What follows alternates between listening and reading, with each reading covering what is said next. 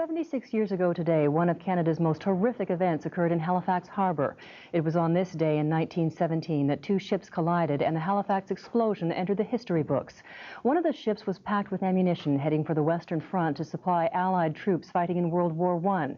The munitions ship exploded, killing about 2,000 people, wounding 5,000 and leaving 10,000 homeless. As the years go by, fewer and fewer survivors are left to tell their stories of the explosion. MITV spent some time with one of the remaining survivors, and Andy Patterson brings us his story. Hooking rugs is a favorite pastime for Herbert Rudge. The 87-year-old now lives at Armview Estates in Purcell's Cove. On December 6, 1917, 76 years ago, he lived on Russell Street in Halifax with his family.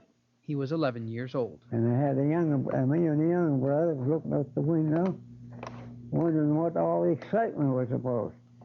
The fire wagons was running down the hill and the bells was ringing. That's all we knew at that time.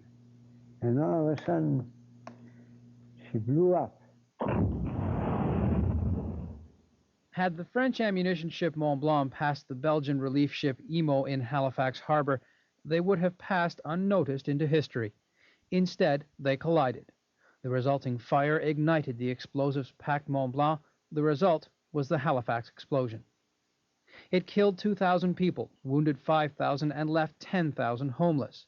One of the homeless was Herbert Rudge. He was saved by the blast because he was in his basement at the time.